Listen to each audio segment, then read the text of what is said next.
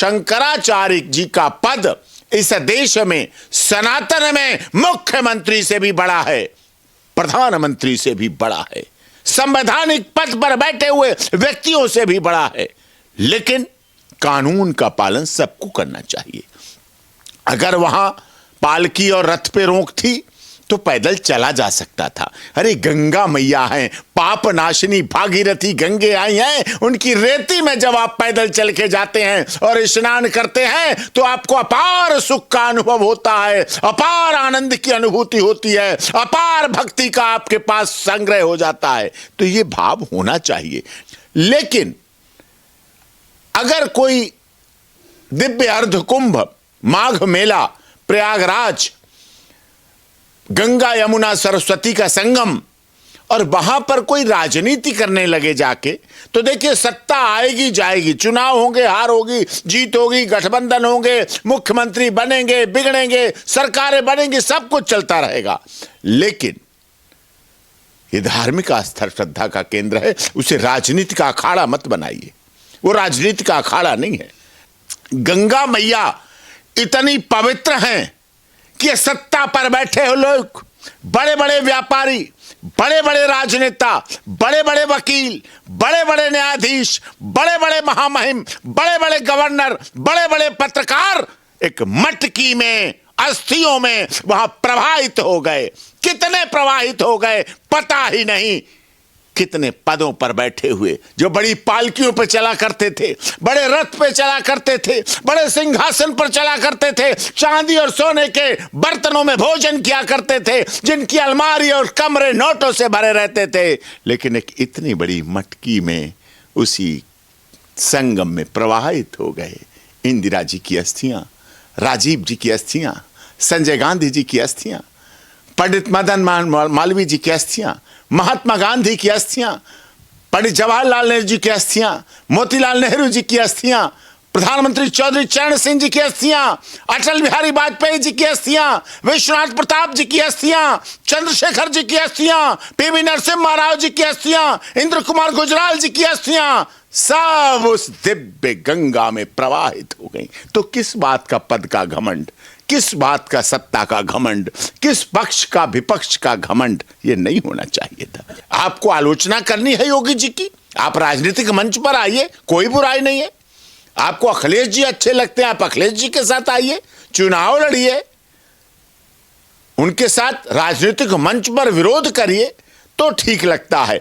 Actually होता क्या है, जब क्रोध में आता है व्यक्ति, मुझे ये बात बहुत अच्छी लगती है ब्रह्मा कुमारी जी की, ये उसमें लिखा है, ये 365 होते हैं कार्ड, हर दिन को एक सोचना चाहिए। जब हम क्रोध की अग्नि में जलते हैं तो इसका धुआं हमारी ही आंखों में आता है। क्रोध की अग्नि, ये क्रोध की जो अग्नि है, ये उन्हें ऐसा अपमानजनक, असंसदीय, गैर कानूनी भाषा को इस्तेमाल करने की बात करता है। आप गंगा मैया के लिए, अपने विवाद के लिए किसी भी व्यक्ति के माता पिता तक पहुंच गए, किसी के डीएनए तक पहुंच गए। वो संवैधानिक पद पर चुने हुए मुख्यमंत्री हैं, उत्तर प्रदेश के माननीय दूसरी बार के मुख्यमंत्री हैं, देश में सबसे कम उम्र के सांसद रहे, गोरखनाथ मठ के उस पीढ़ी दर पीढ़ी को आगे बढ़ाने के लिए संकल्पित हैं। दुनिया की सबसे बड़े राजनीतिक दल भारतीय जनता पार्टी के वो एक पदाधिकारी, एक कार्यकर्ता, एक बहुत ही माननीय सदस्य के रूप में हैं। और ऐसे में ऐसे व्यक्ति का इतना अपमान करना, ऐसी भाषा का प्रयोग करना, ऐसी असंसदीय गैर कानूनी भाषा का इस्तेमाल करना जिसमें किसी व्यक्ति के माता पिता पे लांछन लगने लगे। अरे आप योगी जी के लिए बोलते, राजनीतिक पद पर बैठ के बोलते तो अच्छे लगते। आपने ऐसे व्यक्ति के लिए उसकी मां को अपमानित करने का काम किया, उसके पिता को अपमानित करने का काम किया, ऐसे शब्द बोल के माता पिता के चरित्र पर सवाल उठाने का काम किया। योगी आदित्यनाथ जी मुख्यमंत्री हैं, आप उनसे संवैधानिक लड़ाई लड़ें, कानूनी लड़ाई लड़ें, अपनी प्रशासनिक शासन की लड़ाई लड़ें। किसी के माता पिता के बारे में ऐसा बोलने का किसी को हक नहीं है। आप शंकराचार्य हैं, पूजनीय हैं, आपका आदर है, सम्मान है, सनातन धर्म आपकी इज्जत करता है, लेकिन इसका कोई मतलब नहीं होता कि आप किसी ऐसे व्यक्ति के लिए ऐसी भाषा का इस्तेमाल करें। ये उचित नहीं है।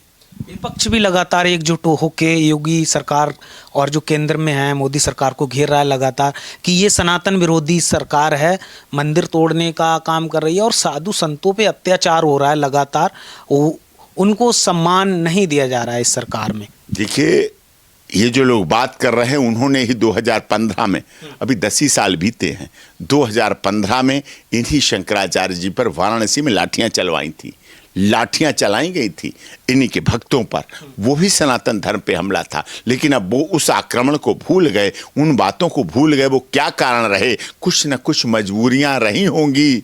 कोई यूं ही बेवफा के साथ वफा नहीं करने लगता है। आज अगर वो बेवफादार के साथ वफा करने लगे हैं तो कुछ न कुछ मजबूरियां रही होंगी। हो सकता है सत्ता की ललक, हो सकता है पदों की राजनीति, हो सकता है आगे चुनावी राजनीति, इसलिए लाभ नुकसान देखा गया होगा, ऐसा भाव हो सकता है। लेकिन वो कहते ना, रहीमन धागा प्रेम का मत तोड़े चटकाए, रहीमन धागा प्रेम का मत तोड़े चटकाए, और तोड़े से फिर ना जुड़े, जुड़े गांठ पड़ जाए। तो गांठ तो पड़ चुकी है, अब दिखावा कुछ भी किया जाए, उसको बाहरी रूप में कुछ भी दिखाया जाए, लेकिन ये सच्चाई है कि ऐसी बाणी बोलिए मन का आपा खोए, ऐसी बाणी बोलिए मन का आपा खोए, औरन को शीतल करे आपो शीतल होए। शंकराचार्य जी ने ऐसी भाषा का इस्तेमाल उत्तर प्रदेश के माननीय मुख्यमंत्री योगी आदित्यनाथ जी के लिए नहीं किया।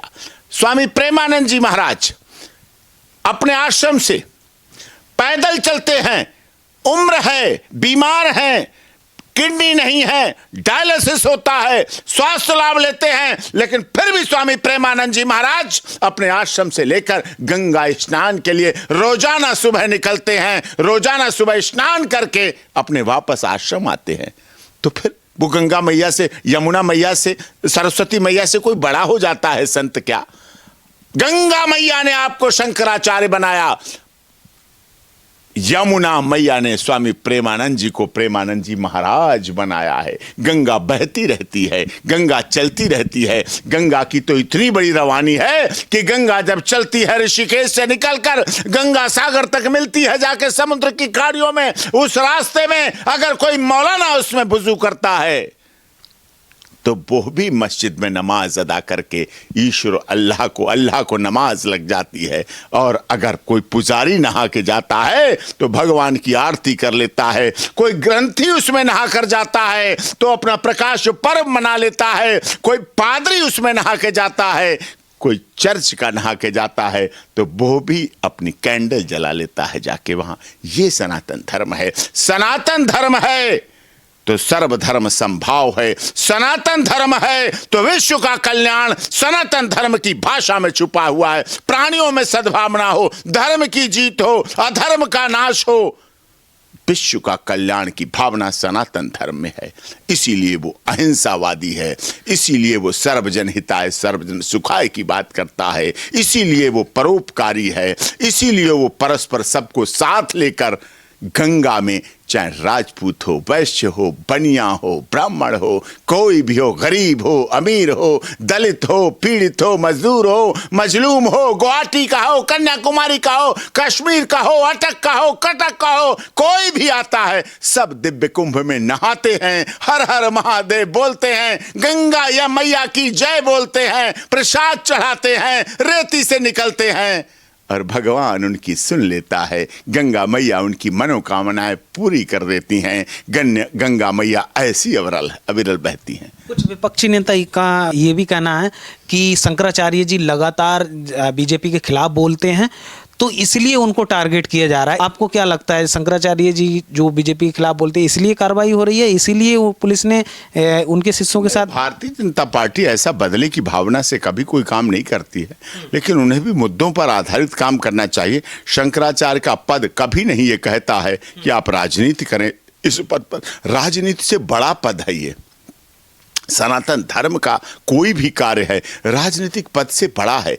आज कोई नेता है, कोई अभिनेता है, कोई राजनेता है, कोई किसी पार्टी में, कोई किसी पार्टी में, राजनीतिक विचारधारा बदलती रहती है, मनभेद बदलते होते हैं, मतभेद होते रहते हैं, लेकिन गंगा मैया संगम इससे ऊपर हैं और उनको इस दृष्टि से भी सोचना चाहिए। वहाँ राजनीति का अखाड़ा नहीं बनाना चाहिए, उन्हें बोलना है तो कहीं और बोलना चाहिए। इससे भी सनातन धर्म की एकाग्रता, एकटकता, जो अखंडता, एकता है, उस पर भी फर्क पड़ता है। शायद वो इसीलिए वोट बैंक की राजनीति करने के लिए, अखिलेश जी के लिए, कि वहाँ कुछ हिंदू वोटों के लिए ध्रुवीकरण कर दें, उनके लिए कुछ काम कर दें, शायद ऐसी भावना उनकी रही होगी, लेकिन उन्हें इससे ऊपर उठकर काम करना चाहिए। मैं उनका बहुत आदर करता हूं। जब वो गाय, गंगा, गायत्री, गीता की बात करते हैं तो हमें अच्छा लगता है कि मैं भी गाय को मानता हूं, मैं भी गंगा को मानता हूं, मैं भी गायत्री माला का जाप करता हूं और मैं भी भगवत गीता को पढ़ता भी, सुनता भी हूं, मनन भी करता हूं।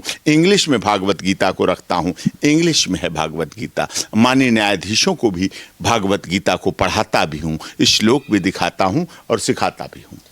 ये सच्चाई है। भगदड़ ऐसी जगहों पे हो जाती है। हमारे हाथरस प्रकरण हुआ, हाथरस में भगदड़ हुई, नारायण साकर हरि भोले बाबा के यहाँ हुई भगदड़। अधिक भीड़ हो जाने से ऐसी व्यवस्थाएं, कुछ असामाजिक तत्वों को एक मौका मिलता है, कुछ असामाजिक तत्वों की साजिश ऐसी जगह पे सफल हो जाती है और कामयाब हो जाती है और कुछ लोग इसके लिए कार्य करते हैं, इसीलिए उनको ऐसा मौका ना मिले। इसीलिए हमें कानून व्यवस्था का पालन करना चाहिए, कानून के अनुसार कार्य करना चाहिए। जो शासन प्रशासन ने पैरामीटर्स बनाए हैं, जो शासन प्रशासन ने आयाम बनाए हैं, स्थापित किए हैं, नियम बनाए हैं, हमें उनका पालन करना चाहिए और उससे सबका हित हो, शासन प्रशासन का भी हित हो, कोई दुर्घटना ना हो, कोई साजिशकर्ता कामयाब ना हो, इसके लिए हमें काम करना चाहिए। देखिए, शासन प्रशासन अपना काम कर रहा था, लेकिन जो नोटिस भेजा गया उसको उन्होंने कानूनी रूप से शायद जवाब दिया है और वो आगे अलग चीज है। नोटिस, देखिए, उन्हें गद्दी मिली, किस तरह से भक्ति भाव से, कहाँ से पढ़ाई की, संस्कृत की पढ़ाई की, उसके बाद वो भक्ति में आए, फिर आस्था में आए, फिर उनके गुरुजी ने उन्हें विरासत दी, फिर वसीयत दी। ये सब चीज़ें हैं, अलग चीज़ें हैं, वो अलग डिसाइड होंगी, लेकिन उसका इनसे जोड़कर करना प्रयागराज जो विकास प्राधिकरण है उनको भी नहीं। वो कहते हैं इन्होंने कानून तोड़ा, वो कहते हैं ऐसा हुआ, ये कहते हैं कि मारा गया, पीटा गया, अपमान किया गया, इस तरह से किया गया। तो यदि अपमान पुलिस ने किया है तो उन्हें भी नहीं करना चाहिए था। भक्ति, आस्था, श्रद्धा का विषय है, उसे सहजता से, सरलता से, सहृदयता से निपटाना चाहिए था। और इधर के लोगों को भी शासन प्रशासन हमारा है, हमारे लिए है, अर्ध दिव्य कुंभ की व्यवस्था के लिए बना हुआ है, तो उस व्यवस्था का भी ध्यान रखना चाहिए था और उस तरह से कार्य करना चाहिए था। देखिए, मेरा तो व्यक्तिगत और निजी दृष्टिकोण यह है, भक्ति भाव, आस्था, श्रद्धा, मंदिर हो, जो श्रद्धा की जगह हैं, यहां पर वीआईपी कल्चर पूर्ण रूप से खत्म होना चाहिए। और ये दुख के साथ कहना पड़ रहा है, अभी सनातन धर्म में हमारे यहां वीआईपी कल्चर है।